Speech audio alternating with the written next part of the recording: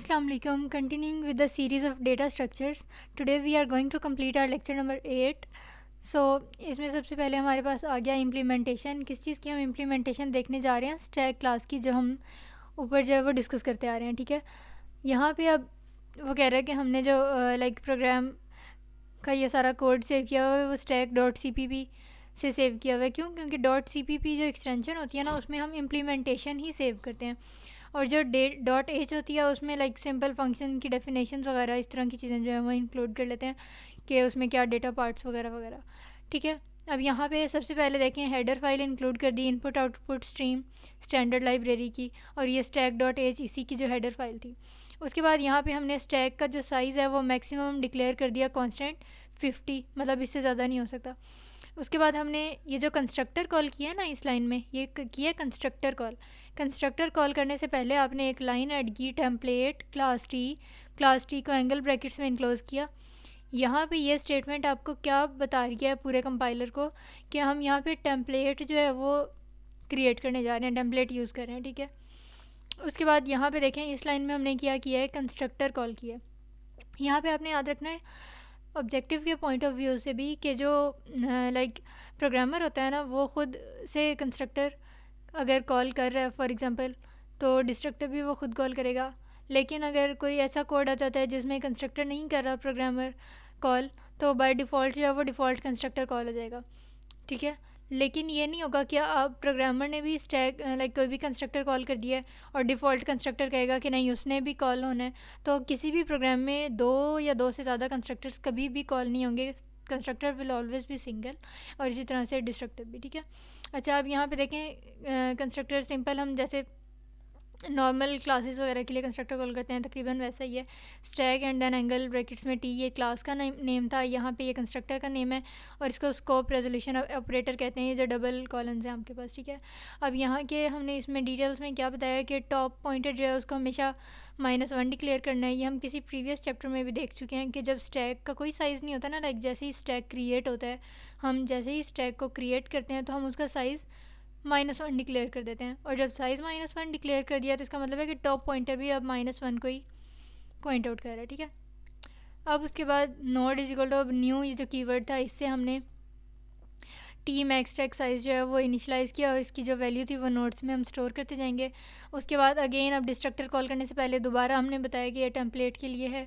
Then destructor में और कुछ नहीं चेंज करना, सिर्फ डिलीट टिल्डा का साइन जो है वो साथ होगा। और इसमें क्या होगा कि यहाँ पे न्यू नोट्स बन रहे थे ना, तो न्यू का पेयर जो है वो डिलीट है। ठीक है, जैसे कंस्ट्रक्टर का डिस्ट्रक्टर है, इसी तरह से न्यू का क्या है, डिलीट। तो अब आपने यहाँ न्यू कह के मेमोरी एलोकेट की थी ना, न्यू कोड करके, यहाँ पे डिलीट करना ज़रूरी है मेमोरी फ्री कराने के लिए, डी एलोकेट के लिए। अब यहाँ पे अगेन वॉइड फंक्शन जब हम कॉल करेंगे तो हम देखेंगे कि क्या टॉप जो है वो <0 तो नहीं है। अगर तो वो <0 है तो यहाँ हम एम्प्टी देखने हैं ना कि कहीं स्टैक एम्प्टी तो नहीं है। तो अगर तो टॉप <0 है तो इसका मतलब है कि स्टैक उस वक्त एम्प्टी है, उसमें अभी कुछ नहीं पड़ा। ठीक है, तो उसका साइज़ हम ट्रू रिटर्न कर देंगे, 1 रिटर्न कर देंगे, अदरवाइज़ 0। उसके बाद अब पुश फंक्शन, अब पुश में आप देखें कि ये आर्ग्यूमेंट्स में अपने पैरामीटर्स में जो है वो रेफरेंस ले रहा है एक्स का, और स्टोर वो कर देगा टी में। यहाँ पे टी क्या है, कोई भी जेनेरिक डेटा टाइप है जिसको हम with the passage of time different data types के साथ एक्सचेंज कर सकते हैं एज़ पर आर कन्वीनियंस। ठीक है, जैसा हमें चाहिए हो। अच्छा, अब पुश में देखें, हम देखेंगे कि टॉप जब तक लेस देन है मैक्सिमम स्टैक साइज से, जो कि अभी हमने 50 डिक्लेयर किया हुआ है, तब तक क्या होता जाएगा कि जो एक्स है ये वाला, इसकी वैल्यू स्टोर होती जाएगी स्टैक में।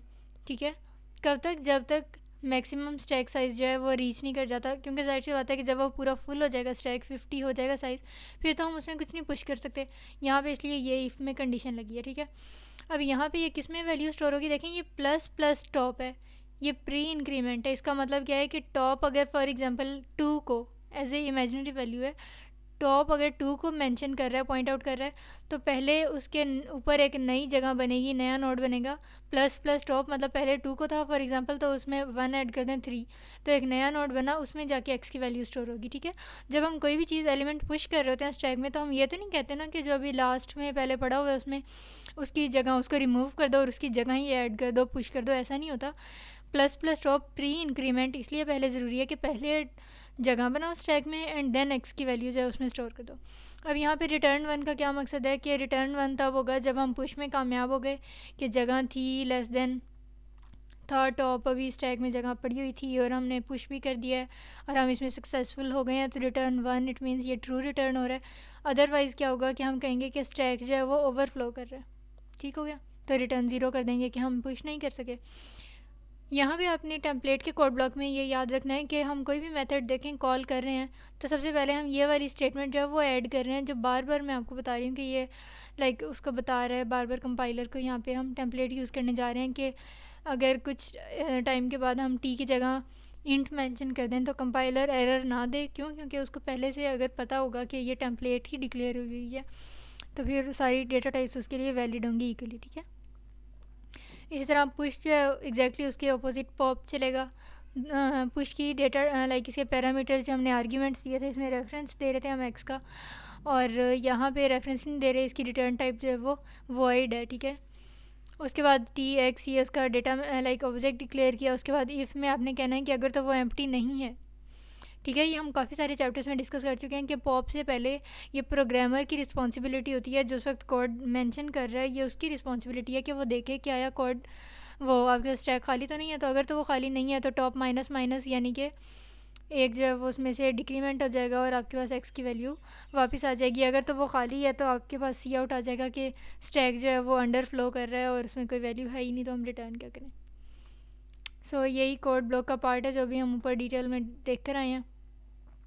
अच्छा, अब यहाँ पे देखें इंट मेन में, अब ये जो ऊपर सारी CPP एक्सटेंशन के साथ फाइल सेव की थी ना, इसको हमने हेडर फाइल में से अब इंक्लूड कर दिया। इसका मतलब है कि अब इंट मेन में हम जाके जो भी कर रहे हैं हमें ऊपर वो इतना लेंथी जो कोड है वो बार बार मेंशन करने की ज़रूरत नहीं है। आपने उसको इनकैप्सुलेट करके जो है एब्स्ट्रैक्ट बना के इस हेडर फाइल में इंक्लूड कर दिया हुआ है। ठीक है, अब यहाँ पे ये दोनों जो लाइंस हैं ना, ये आपने MCQ के लिए करनी है कि जब हम स्टैक का कोई ऑब्जेक्ट क्रिएट करते हैं तो स्टैक, उसके बाद ये इंट इस तरह से या कोई भी डेटा टाइप वो इस तरह से कोड ब्लॉक एंगल ब्रैकेट्स में आ जाती है और फिर उस ऑब्जेक्ट का नाम आ जाता है। ठीक है, तो यहाँ पे ये भी हो सकता था कि stack and then angle brackets में डेटा टाइप, और इस इंट को बेशक रिमूव कर दें स्टैक, तो इस तरह से भी MCQ आ जाता है। ठीक है, तो ये ऑब्जेक्ट को डिक्लेयर करने के क्रिएट करने का मेथड है यहाँ पे। अब यहाँ पे देखें, जब इंट वाला स्टैक था लाइक जो इंट को फॉलो कर रहा था उसमें हमने इंट की वैल्यू रखी 10 20। जो करेक्टर लाइक 4 को जो फॉलो कर रहा था उसमें C और D हमने ये अल्फ़ाबेट्स रखे।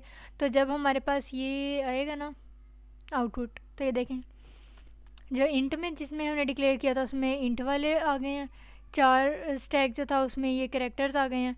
तो कहने का मकसद है कि जब हम अपने प्रोग्राम में अपने कोड में हम टेम्पलेट को यूज़ कर रहे होते हैं ना, तो it's up to the programmer कि हमारे पास उस वक्त जो भी रिक्वायरमेंट है, हम जो भी डेटा टाइप को यूज़ करना चाहते हैं हम उसको इजीली कर सकते हैं। क्यों? क्योंकि template is a generic data type जो हर तरह की डेटा टाइप लाइक जो वैलिड हैं C++ में उनको सपोर्ट कर रही होती है। अच्छा, और यहाँ पे देखें यही जो मैंने अभी आपको बताया कि ये वाली जो लाइन है, this line means that we are creating an object int stack of stack the generic data type T should be replace by int. कि अगर तो हम ऑब्जेक्ट इंट के साथ बना रहे हैं तो इस टी को इंट से रिप्लेस कर दें, अगर 4 के साथ बना रहे हैं 4 से कर दें, फ्लोट स्टैक बना रहे हैं तो फ्लोट के साथ कर दें। कहने का मकसद है कि ये जो स्टेटमेंट है ना, ये डिक्लेरेशन, ये आप असल में ऑब्जेक्ट डिक्लेयर कर रही है, ऑब्जेक्ट क्रिएट कर रही है। ठीक है, अगर तो सिंपल ये जेनेरिक ही इसको आप रहने देना चाहते हैं तो यहाँ पे टी रहने दें एंगल ब्रैकेट्स में और यहाँ पे खाली स्मॉल s वाला स्टैक ऑब्जेक्ट बना दें।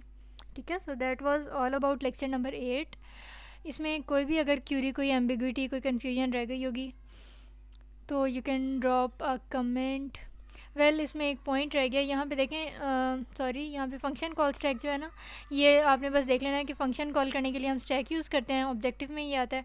उसके अलावा टॉप पॉइंटर रिटर्न एड्रेस को पॉइंट आउट करता है, उसके बाद सबसे पहला आर्ग्यूमेंट आता है, देन सेकंड, और इस तरह से चलते चलते लास्ट आर्ग्यूमेंट। तो जो लास्ट पे आएगा वो लास्ट आर्ग्यूमेंट होगा, जो फर्स्ट पे आएगा वो फर्स्ट आर्ग्यूमेंट, और टॉप पॉइंटर जो है वो हमेशा रिटर्न एड्रेस की तरफ जो है वो पॉइंट आउट कर रहा होता है। ठीक है, और ये जो असेंबली लैंग्वेज का कोड है ना, इसका फ़िलहाल इस लेवल में इस कोर्स में ऐसे चीज़ की ज़्यादा ज़रूरत नहीं है। आपके जो प्रोग्राम्स होंगे उसमें भी ये असेंबली लैंग्वेज वगैरह फ़िलहाल यूज़ नहीं होनी।